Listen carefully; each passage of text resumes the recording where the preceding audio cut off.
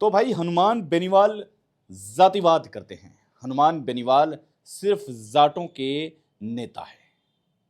क्या खूबसूरत बात कही है किसी ने, कहने वाले ने, कि राजनीति का ऐसा दौर आएगा कि चाहे वो 36 कौम की आवाज उठाता हो, लेकिन उसे सिर्फ एक जाति का नेता मान लिया जाएगा। जाट नेता है, इसमें कोई दिक्कत नहीं है, जाट समाज का नेता है, इसमें कोई बुराई नहीं है, लेकिन आवाज 36 कौम की उठाता है। आज हमारे पास इस शेर का, इस लड़ाके का, और हम लड़ाका और शेर क्यों बोल रहे हैं, हनुमान बेनीवाल युवाओं की बात करते हैं। हनुमान बेनीवाल एसओजी ने पकड़े हैं, बाकायदा प्रूफ दिए हैं। इसके बाद में अगर कोई युवाओं की आवाज बनता है तो वो शेर से कम नहीं होता। इसलिए हनुमान बेनीवाल को अगर शेर की उपमा और शेर के शब्द से अलंकार किया जाए तो गलत नहीं होगा। चलिए हम आज बात करते हैं। सबसे पहले आप सभी को नमस्कार। आप सब कैसे हैं? आप एक काम कर सकते हैं, अपनी प्यारी सी उंगली से आप इस एपिसोड को शेयर कर सकते हैं, ताकि जिनके मन में डाउट है उनका डाउट क्लियर होना जरूरी है। और हम बात उसी की करेंगे जो शेर कहलाने लायक है।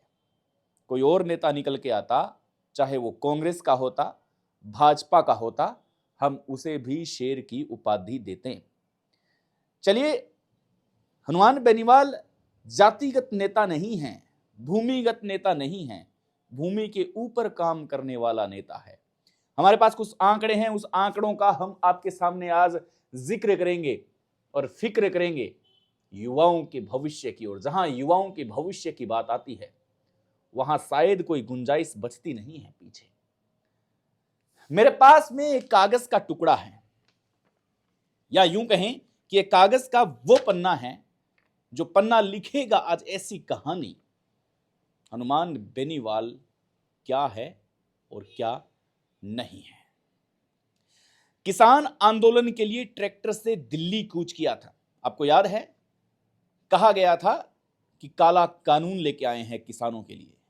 राकेश टिकैत की बात हो या किसी अन्य नेता की बात हो, आम आदमी पार्टी की बात हो, हर किसी ने उसका विरोध किया था। कांग्रेस के जो आज नेता ये कह रहे हैं कि हनुमान बेनीवाल जाट का नेता है, जातिवाद नेता है, जातिवाद करते हैं। उन्हें यह तस्वीर भी देखनी चाहिए कि किसान आंदोलन के लिए ट्रैक्टर से कूच करने वाला 60 ट्रैक्टर थे। सम्मान परेड में भी हिस्सा लिया था गणतंत्र दिवस में किसान विरोधी बिल के लिए। इससे बड़ा सबूत और कोई हो नहीं सकता। हम जानते हैं कि आप और ज्यादा सुनना चाहते हैं, इसलिए हम आपके लिए बहुत सी चीजें लेके आए हैं ताकि पता चले आपको। जयपुर दिल्ली हाईवे पर 3000 करोड़ से ज्यादा वसूली की जाती है। राजस्थान में टोल वसूली में देश में सबसे दूसरा स्थान है। यह आवाज उठाई तो किसने उठाई? हनुमान बेनीवाल ने आवाज उठाई।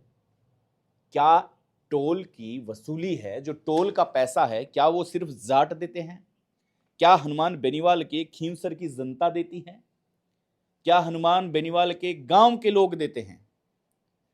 सोचेंगे आप, और उम्मीद है कि जब सोचना शुरू करेंगे तब आपके दिमाग में यह बात आएगी कि आप किस तरीके से इस बात को अंजाम दे रहे हैं।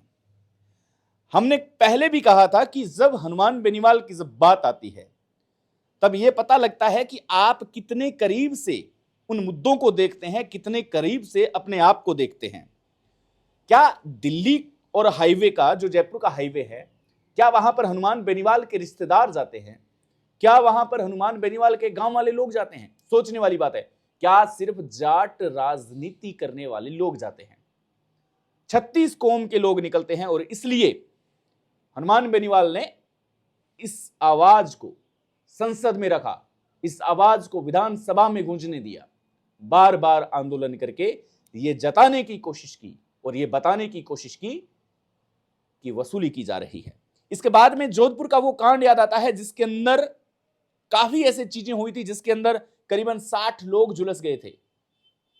5 लोग हालात गंभीर थे, हॉस्पिटल में दम तोड़ दिया था। इसके बाद में सूचनाएं और भी आई, आती गई सूचना। भूंगरा गैंग त्रासदी आपको याद होगा, जोधपुर में शेरगढ़ थाना इलाके के अंदर यह क्षेत्र आता है। क्या आपको याद है वो घटना? और यह कहा था कि अगर जरूरत पड़े तो इनका इलाज विदेश में भी करें। यह आम बात नहीं होती जब कोई नेता इस तरीके की कोई बात करता है, जब कोई एक सांसद इस तरीके की बात करता है। दिल्ली और भारत के सबसे बड़े मंदिर में, सबसे बड़ी पंचायत में भूंगरा गैंग त्रासदी को हाईलाइट करने वाला कोई और नेता नहीं बल्कि बेनीवाल थे। और इसकी तारीफ रविंद्र सिंह भाटी ने भी की थी, जब रविंद्र सिंह भाटी नए नए राजनीति की ओर कदम रख रहे थे। रविंद्र सिंह भाटी ने कहा था कि संसद के अंदर अगर किसी ने आवाज उठाई है तो वो आवाज किसी और ने नहीं, वो हनुमान बेनीवाल ने उठाई है।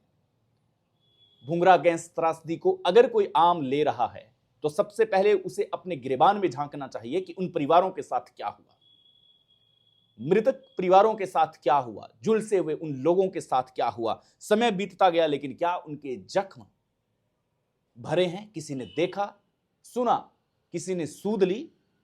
ऐसे में बहुत से नेता थे, चाहे देवी सिंह भाटी की बात हो, देवी सिंह भाटी जाते हैं, रविंद्र सिंह भाटी जाते हैं, बहुत से नेता वहां जाते हैं। लेकिन ये आंकड़े आज इसलिए रख रहे हैं ताकि आप अतीत देख सको। किसी शहीद को सम्मान नहीं मिला, शहीद के परिवार को तकलीफ होती है, दिक्कत होती है कि हमारे पुत्र को शहीद का दर्जा नहीं दिया जा रहा है, गार्ड ऑफ ऑनर के लिए या किसी अन्य मुद्दों के लिए। बीकानेर की एक घटना याद आती है कि आपने देखा होगा 2 या 3 महीने पहले जब हनुमान बेनीवाल को बीकानेर की धरती पर आना पड़ा था। बीकानेर की धरती पे आके उन्होंने ये बताया था कि अगर शहीद को दर्जा नहीं दिया जाता है, ऐसे में अपने आप में ये अपमान है। अन्य नेता, कांग्रेस के नेता, वो भी ज्वाइन किए थे, लेकिन क्या उनसे उस पंचायत का आखिरी मोड़ आया था? जवाब होगा नहीं। जब हनुमान बेनीवाल एक बात कहते हैं कि अगर ऐसे नहीं हुआ तो लाखों लोगों के साथ हम कूच करेंगे, इसका मतलब होता है साफ। मोटे तौर पर आपको हम बात बताते चलें, आप जिस हनुमान बेनीवाल को एक धुर्री में बांटने का जो काम कर रहे हैं, यह बात गलत है। सब इंस्पेक्टर की भर्ती के अंदर, एसआई की भर्ती के अंदर आपको नाम मोनिका जाट का अच्छे से याद होगा। क्या वो उनकी जाति से संबंध नहीं रखते? लेकिन फिर भी हनुमान बेनीवाल ने उसका भी नाम लिया था। या यूं कह सकते हैं कि एसआई भर्ती के अंदर चिन्हित वो छात्र, वो अभ्यर्थी जिनका सिलेक्शन हो चुका है, जिनके कंधे पर स्टार सज चुके हैं, क्या आप मान सकते हैं कि वो गैर जाति के हैं, किसी और जाति के हैं? क्या वो जाट नहीं है? तो एक धुरी में, एक संचय में अपने आप को ढालना, यह सबसे बड़ी बेवकूफी बात होती है। बात आती है कि केके साहब की। केके साहब का अगर आपने वीडियो नहीं देखा तो आप सुबह वाला जो वीडियो है, मॉर्निंग वाला, वो आप आराम से देख सकते हैं। जयपुर की गलियों में क्या हुआ? आंधी तूफान आ रहे हैं। जोधपुर की गलियों में क्या हुआ? आंधी और तूफान आ रहे हैं। लेकिन जब जयपुर से पूछा जाता है हनुमान बेनीवाल को कि आप अपने टेंट उखाड़ेंगे क्या, क्योंकि मौसम खराब है, आंधी और तूफान आ रहा है, तो हनुमान बेनीवाल को ऐसा कोई तूफान शायद बना नहीं है जो कमजोर कर सके, क्योंकि युवाओं की आवाज है। आज इस विपक्ष की ताकत बनना चाहिए, चाहे वो कौन सी भी पार्टी हो, कैसी भी पार्टी हो, लेकिन उन्हें आज ताकत बनने की आवश्यकता है। विपक्ष कमजोर कैसे होता है? आपके और हमारे कहने से विपक्ष कमजोर होता है।